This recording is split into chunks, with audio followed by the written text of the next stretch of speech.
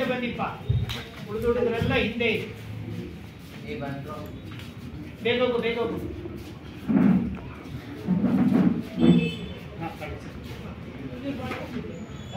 ಇದಕ್ಕೆ ಕಂಟಿನ್ಯೂಷನ್ ಅಲ್ಲೇ ಇರೋ ಅದಕ್ಕೆ ಹಾಕ್ಲಾ ಹಾಕ್ಲಾ.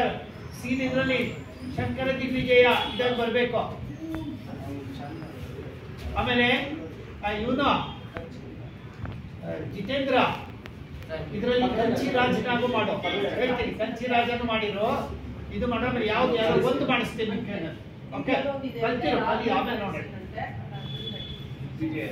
ಶಂಕರ ಒಳಗಡೆ ಇರಿ ಒಳಗಡೆ ಇರಿ. ಯಾರು ಬೇಕಿತ್ತು? ಕೂತ್ಕೊಳ್ಳಿ ಕೂತ್ಕೊಳ್ಳಿ.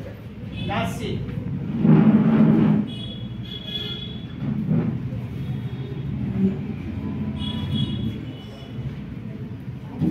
ನರೇಶನ್ ಇದೆಯಾ? ಹೌದು ನರೇಶನ್ ಇದೆ. ಸುಮ್ಮನೆ ಒಂದು ಕಡೆ ಇರಿ ಹುಡುಗರೆಲ್ಲ ಒಂದ್ ಕಡೆ ಇರಿ. ಅಲ್ಲ ಸೈಡ್ ಅಲ್ಲಿ ನೋಡ್ಬೇಕು.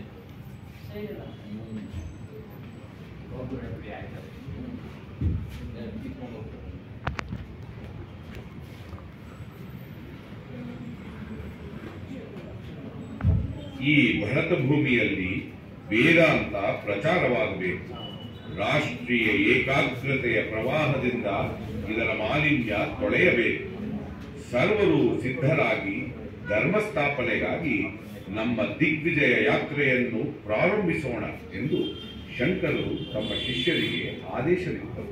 ಇದರ ಪ್ರಧಾನ ಉದ್ದೇಶ ವೈದಿಕ ಧರ್ಮೋದ್ಧಾರಣ ಮತ್ತು ಸರ್ವ ಮತಗಳ ಸಮನ್ವಯಗಳ ಮೂಲಕ ಸಾಮಾಜಿಕ ಏಕತೆಯ ಸ್ಥಾಪನೆ.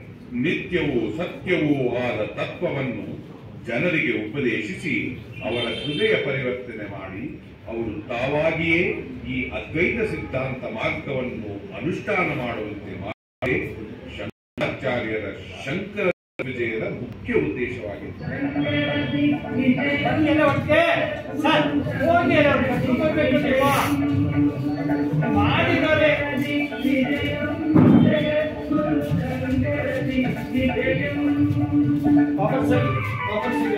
ಭೂಮಿಯಲ್ಲಿ ವೇದಾಂತ ಪ್ರಚಾರವಾಗಬೇಕು.